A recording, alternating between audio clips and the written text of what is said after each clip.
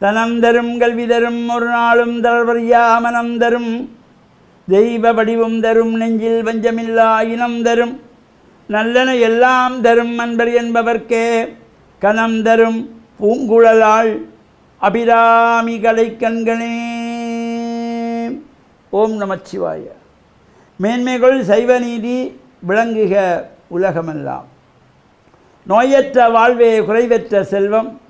அந்த நோய் நொடி இல்லாத வாழ்வு இந்த உலக மக்கள் எல்லோரும் வாழ வேண்டும் என்று கலியுகத்தின் காந்தமலை ஜோதியாகிய சபரிமலை சுவாமி ஐயப்பனுடைய திருவடிகளை சிறந்தாழ்த்தி டான் தமிழொலி ஓம் தொலைக்காட்சி நேயர்கள் அனைவருக்கும் சர்வதேச இந்து மத குறிப்பீடம் அகில இலங்கை சபரிமலை ஸ்ரீ சாஸ்தாபுரத்தின் சார்பில் இனிய வணக்கங்களும் நல்லாசிகளும். என்றும் மங்களகரமான குரோதி வருஷம் வைகாசி மாதம் 14ஆம் நாள் 27/5/2024 திங்கட்கிழமை.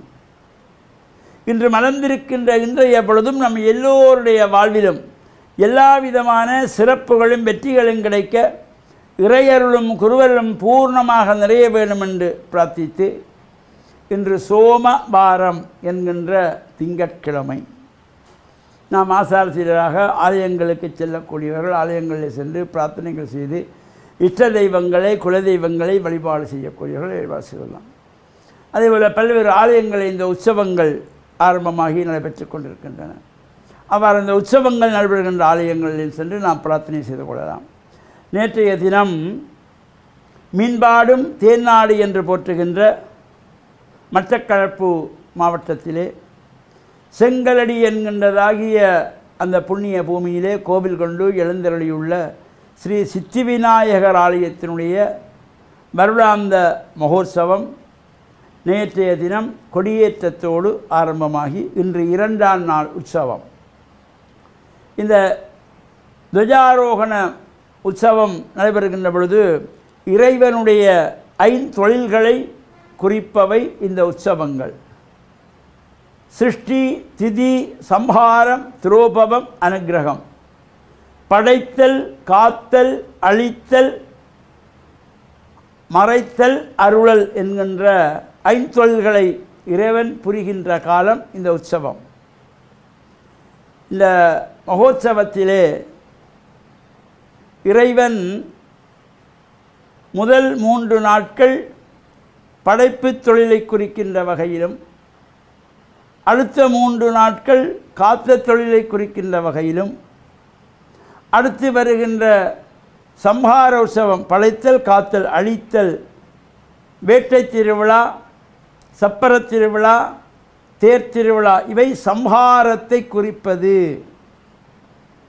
இவ்வாறு இந்த 5 தொழில்களையும் குறிக்கின்ற வகையிலே இந்த உற்சவங்கள் நடைபெறும்.